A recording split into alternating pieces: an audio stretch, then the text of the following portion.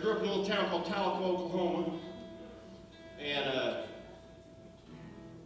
got to meet a legend in country music. His name was Merle Travis, and it's a little song about that, and it's on that record. It's called I Met Merle Travis. 1, 2, 3, 4.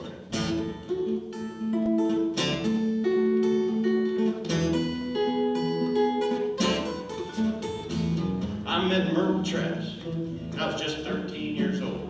He lived outside of my little town. He was famous, I was told. Me, I'd never heard of him before he showed on up that day at the store they call Green Country Music down on Tahlequah way. I mean Tahlequah, Oklahoma, where I spent my youthful years. It's the capital of the Cherokees at the end of the Trail of Tears. The downtown was mostly bordered then, home to a few stores, bums, and rats. Half dead and getting deader. You can thank Walmart for that. Merle Travis was a big old friendly fellow, wore a big clean cowboy hat. He strolled in that day with his guitar case, and on the stool he sat. And all the local pickers, now there's about 5 or 6, they gathered around him in a circle, just to trade some guitar licks.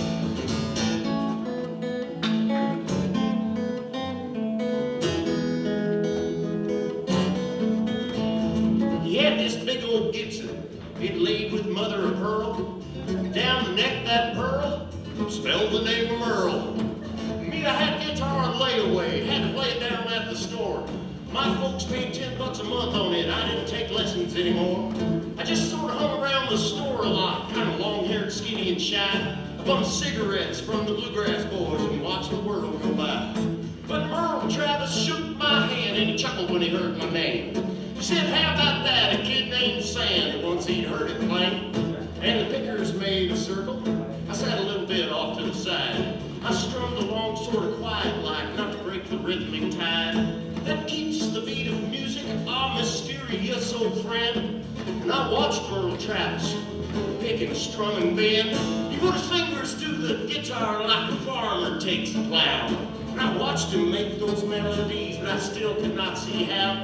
Man, his fingers flew and fretted, the notes flew round and round. And to this day, I've never seen another man create such sound.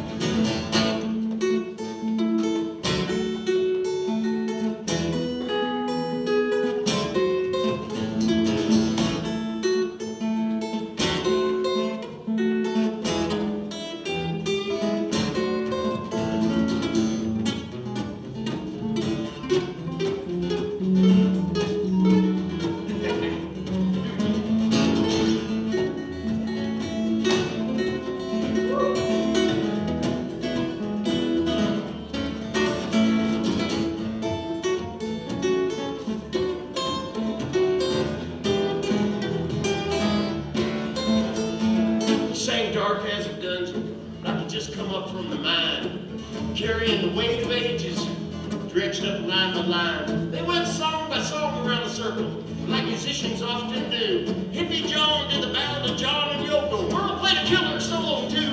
And they did the old time standards, the gospel of country swing.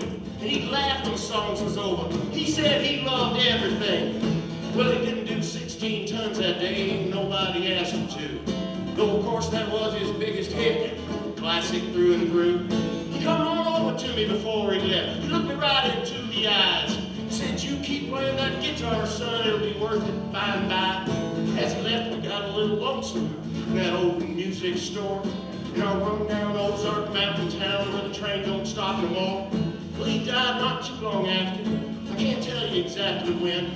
I moved away, I didn't hear the news. There wasn't no internet then. And I hear the music store had closed down too right about that same time. I suppose I should say it's kind of sad, but I ain't figured out the rhyme. Just like I don't know how spirit works, or how music makes itself.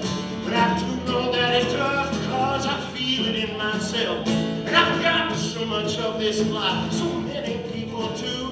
But I remember Merle Travis picking guitar that afternoon. Some folks say man made out of mud, it all man made out of muscle and blood and skin and bone, and a mind that's weak and back that's strong. I met Merle Travis when I was just 13. After I met Merle, well, this old world finally made a little sense to me.